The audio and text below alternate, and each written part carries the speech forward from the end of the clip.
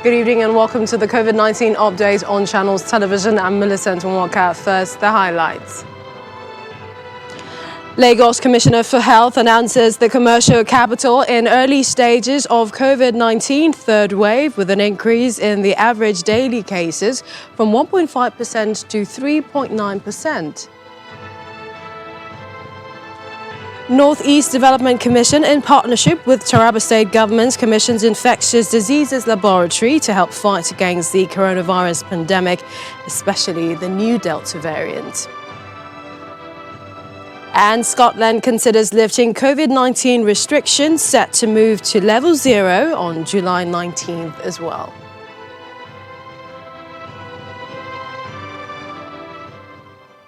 The World Health Organization has called on world leaders to put in collaborative efforts to stop the spread of the new variant around the globe. According to Dr. Tedros Ghebreyesus, instead of Moderna and Pfizer prioritizing the supply of vaccines as boosters to countries whose populations have relatively high coverage, we need them to go all out to channel supply to COVAX, the Africa Vaccine Acquisition Task Team, and low and middle-income countries, which have very low vaccine coverage. He said the world should battle together to put out the pandemic inferno everywhere. Meanwhile, Nigeria's commercial hub and pandemic epicenter, Lagos, last night took the lion's share of the country's COVID-19 infections. Out of the 166 new cases confirmed by the Nigeria Center for Disease Control, Lagos recorded 153, which includes 74 unreported cases for Sunday.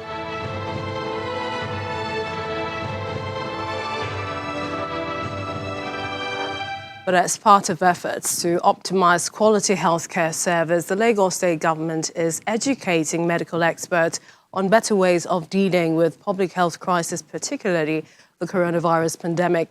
According to the State Commissioner for Health, Professor Akin Abayomi, the medical education training will assist health practitioners on how best to mitigate the third wave. He also says Lagos is at the early stage of the third wave and currently has 31 admitted patients across the isolation centres, and the increased average daily cases is now 3.9%. The disturbing reality of a third wave of COVID-19 pandemic in Lagos is the reason medical practitioners are gathered here to get informed on how to tackle public health crisis in the state. Let's appreciate her one more time, please. It's a week-long medical education program, and the experts in the field urge their colleagues to make good use of the training. These kind of things should actually continue. It shouldn't be yearly, one-off, like a bulldozer effect. It should be systematic, and it should be really, as the name says, is continuous. We are planning, as we try to prepare for this third wave, to upgrade our holding bay so that we can offer advanced care for COVID-positive patients. Please, let's appreciate this man. For the Commissioner, Lagos is at the early stage of a third wave and is working hard to detect the type of variant in the state.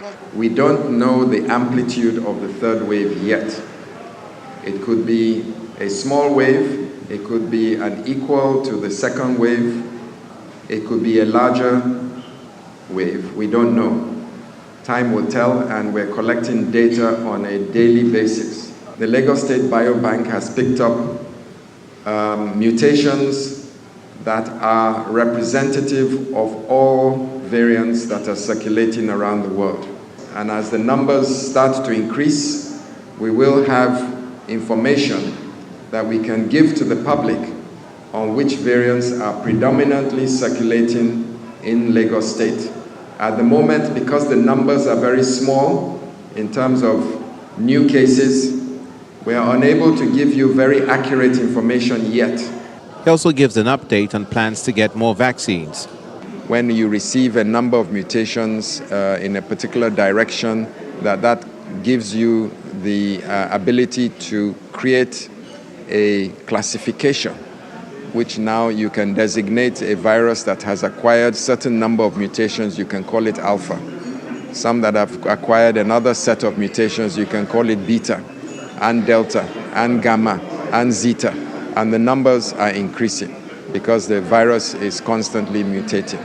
So we need to be ahead of the virus at all times, understanding what it's doing and creating the strategies that interrupt its ability to move from person to person. And over the course of the next few months, we are expecting more and more consignments in Lagos and Nigeria. And we hope that over time, we'll be able to achieve that 60% vaccination-induced herd immunity. As the health practitioners prepare against a third wave, the state government is asking everyone to obey all the non-pharmaceutical interventions to win the battle against coronavirus. Well, staying in the southwest, Ekiti state government is taking some proactive steps as Nigeria records cases of the Delta variant of COVID-19. Enlightenment about hand washing is again coming to the fore as the state's task force prepares for enforcement. Our correspondent Babajide Agbeya brings us this update. The government of Ekiti State believes the need for more hygiene and vigilance cannot be overemphasized in the face of confirmed cases of the Delta variant of COVID-19 in the country. To this end, the state has been making partnership arrangements to ensure availability of water and sensitize people on the imperatives of hand washing and adherence to other protocols prescribed. For the state, this step will also help in keeping other infections at bay. The outbreak of the COVID-19 pandemic has brought severe socio-economic regulations, sensitization and commitment of a lot of other resources in its fight against COVID-19. This has contributed in no small measure to the low number of infections in the state. Consequent upon emerging developments, the state COVID-19 task force has vowed to intensify surveillance and enforcement of COVID-19 protocols in our public places, insisting that vaccination is not enough to let down the guards. Babajide Agbeyo, COVID-19 update. The Northeast Development Commission, in collaboration with the Taraba state government, has commissioned an infectious diseases laboratory to help fight against the coronavirus pandemic, especially the new Delta variant. The laboratory, located at the state specialist hospital, makes it the fourth of its kind across the state, thereby removing the burden of carrying samples to other states for confirmation. Empty beds at isolation centers in Taraba State are a proof of the success the state is recording in its fight against the COVID-19 pandemic. However, with the recent discovery of the Delta variant of the virus in the country, the work does not end here. There are efforts by the state government to increase its capacity to manage cases of COVID-19 in the state. Here at the State Specialist Hospital, Jalingo. It's the reason for their collaboration with the Northeast Development Commission to build and equip a molecular laboratory situated at the Specialist Hospital, Jalingo, the Taraba state capital. As you are aware, COVID-19 virus is an RNA virus which undergoes a lot of mutations. With this molecular lab, I believe it will help us in mitigating the spread of the disease. Because if you cannot test, you cannot determine the magnitude of the disease within your population. There are also plans to upgrade the laboratory for the treatment of other communicable diseases. We at the Commission, we are not looking at the current position of what is here. We are looking at how this lab can be upgraded to test other diseases like Lassa fever or whatever that can be done. So, as a Commission today, we are looking at how this lab will be upgraded to include other. To the glory of God and to the service of mankind. Amen. The new facility adds to the number of treatment centers in the state and will be deployed to cater to neighboring communities. With this molecular data, it helped us a lot because it's faster, it gives us the result quicker, and then we are able to diagnose people much faster and then treat them. With a total of 4 molecular laboratories, the state government says it remains resolute in the fight against the spread of COVID-19. Dr. Doyo Dubanjo, a public health physician, joins us for more on the Delta variant, Nigeria's third wave, and the future of vaccinations. Thank you for joining us on the program. Thank you for having me. So now, with Lagos reporting early stages of the third wave of COVID-19, can we say that the third wave has finally started in the country? Well, one of our big challenges is data, and as much as the figures seem to be suggesting that somewhat, I'm being careful with my words, we must also know that we don't have diagnosis like we used to. Much of what we get now is a lot of, testing that people have to pay for, which also means that we don't really have data as we should in order to be able to tell exactly what is going on. So, but then what we have seems to suggest that we're getting a spike, a higher figure or higher figures than we used to barely 2-3 weeks ago.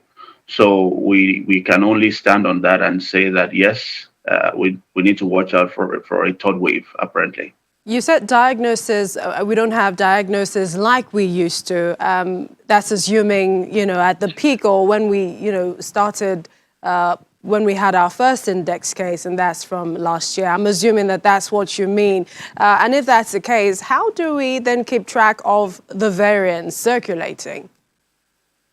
Well, so one of the things we need to be looking at, and we need to do something about very quickly, because many states can no longer sustain free diagnosis. So you can walk into places and get tested freely as it was. So we need to start looking at how do we make the testing to be cheaper.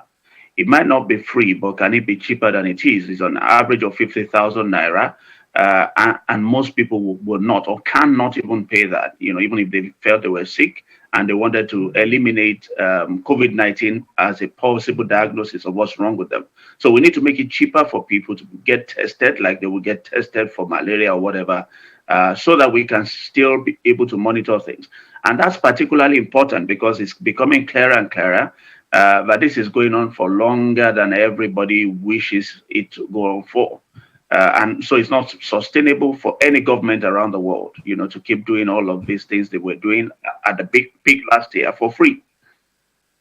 Finally, talking about the Delta variant, what have you heard? We're hearing about latest studies saying that it appears, it's 50% or 90% highly transmissible, talking about the Delta variant now, but that the symptoms might differ from what we used to have, like in the Alpha variant. Yes, but that's what we're hearing. Unfortunately, also, what's been going on with this pandemic is that we've had a lot of changes. We just as soon as we think we're mastering what we know about a particular variant of the disease, we have a new one to worry about. However, yes, we'll work with what we have, and what we need to watch out for at all times is the fact that we have COVID-19 around still. And it may not be as obvious, and especially in the face of fatigue, people are tired of, those restrictions. They're tired of those behavioral changes we're asking them of. But we need to keep it in front of them that this thing is not gone, and it might not be as obvious as they expect. And that also happens because with diseases, the body also tends to develop a little immunity over time. And so when you get, most of us here play around with malaria and we have different symptoms. It's not always as it's written in the textbook. And it's because we have some immunity. So over time also, if the disease stays long enough, people might not present as classically as we're used to it, and may not have all of those classic symptoms. But we need a higher index of suspicion when we're unwell. We appreciate your time. Dr. Doyo Dubanjo is a public health physician. Many thanks for joining us on the program. My pleasure. Well, still ahead, U.S. ease of restrictions. We have that, and also the global update on COVID-19. Please stay with us.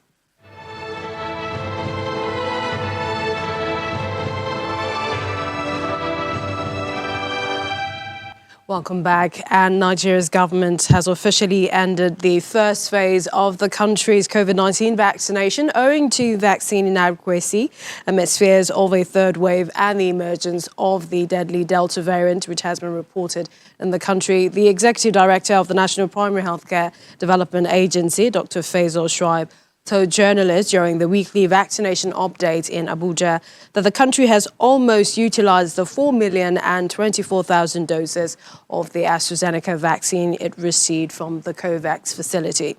He, however, insists that the decision to end the first phase of vaccination has nothing to do with the expiration date of the vaccines, as speculated by some people on social media. Now, more parts of the UK are considering lifting COVID-19 restrictions, and that includes Scotland, which is set to move to level 0 of restrictions on July 19. However, the mandatory use of face coverings will remain in place for some time, so the government says. Well, the move to level 0 means that more people will be allowed to meet indoors, attend weddings and funerals, but limits on outdoor meetings are to be maintained, and the return of workers to offices is to be delayed. Here's more on the global update. Scotland's announcements on the restrictions come as the British government confirmed on Monday that most COVID-19 restrictions in England will end next week, despite surging cases caused by the Delta variant, first identified in India. Most restrictions are set to end on July the 19th as part of the final step or Step 4 of England's roadmap out of the lockdown. Details of Step 4 include no limits on social contact to allow people to gather in groups of any size, removing the 1 meter plus rule in almost all settings, and no capacity on large-scale events. Russia has reported 780 coronavirus deaths, the most confirmed in a single day since the beginning of the pandemic, as well as 24,702 new cases nationwide. Russia is in the grips of a surge in cases that authorities have blamed on the contagious Delta variant and the slow rate of vaccinations. Moscow, where the mayor has said that the situation is beginning to stabilize, reported 4,991 new COVID-19 cases. Australian authorities have reported a slight easing in new COVID-19 cases in Sydney, but left open the possibility of extending a lockdown in the country's largest city to douse an outbreak of the highly infectious Delta variant. New South Wales State Premier warned the harbour city's more than 5 million residents not to become complacent, as she reported 89 new locally transmitted cases, down from Monday's record high for the year of 112 cases. Finally, South Africa is recording an average of about 20,000 cases of coronavirus a day and nursing active cases cumulatively of more than 10 times that. The vaccination campaign in the country has been slow, with just 4.2 million doses administered to a population of 60 million. Officials aim to reach a vaccination rate of 300,000 a day by the end of August. Doctors say they have to deal with so many COVID-19 infections all at once, while hospitals in the largest city, Johannesburg, where the latest wave have started, are full. Well, let's go over to London, where our correspondent Juliana Olainka joins us now. It's good to see you from this end, Juliana. Nice to see you, Millicent. It's a pleasure. All right. Now, Julie, it appears to be some sort of double whammy. I mean, England lost to the Euro 2020, and then scientists are saying, public health experts, that there might be a spike after the huge crowd that we saw at that event. Now, has that spike happened, and what are the preparations? Goodness, it's been an incredibly draining 48 hours. To think just a few days ago, the entire country, including the other three nations as well, were really excited. Yes, we did see very large crowds at Wembley. I believe at the final, there were almost 70,000 tickets sold, and that doesn't include the other fans that stormed into the stadium. And we also, of course, saw some large crowds at Wimbledon. There hasn't been, I've got to say, much discussion surrounding the surge of infections at Wembley, because, of course, the main story that's dominating Sunday's sad defeat is the abhorrent racial torment that's inflicted 3 of the black players that missed the penalties. This is now more than a social media storm. This is the political storm. The Home Secretary, Priti Patel, has been dragged in. Some say that she kind of egged on, if you would like, some of the fans, the racist fans, by asking players not to take the knee. She called it gesture politics. And others have said that British Prime Minister Boris Johnson's got a lot to blame for. So I know that's a lot to pack in. But then, of course, yes, I'm sure we'll be talking about Freedom Day, which is take on Monday. Indeed, talking about July 19th, is it certain then that, you know, all restrictions will be off? What are you hearing for government on the one hand and then perhaps scientists on the other? Yeah, well, it's a major talking point, Millicent. I think the Prime Minister definitely would have preferred England to have claimed victory on Sunday, because we wouldn't be talking about this. I think there certainly was lots of excitement leading up to Freedom Day after the pretty sad delay on June the 21st. I think people seem to get used to the restrictions that were at place. Of course, those who work in nightclubs and other hospitality areas have been waiting for this full lift. But now a lot of medical professionals, scientists have come out and they've urged Prime Minister Boris Johnson to consider. Since the beginning of May, positive COVID infections have increased 15-fold in this country. There are now 30,000 positive infections a day. We know the Delta variant is dominant here in Britain. But on the other hand, we have a very successful vaccination program. Over 86% of adults have at least received one vaccine. About 60% have received 2. And even though we are seeing these positive infection rates, I think the Health Secretary, Sajid Javid, is pointing out that only a quarter of these rates end up in hospital and less than a tenth end up dying. And of course, these are not case numbers. These are real individuals. But we've got to learn to live with COVID. That's the Conservative viewpoint, although it is getting a lot of people very worried. So for key sectors of the economy, hospitality and others, I mean, what are their feelings at this time? Are they optimistic, July 19th, or, you know, what are their thoughts on this?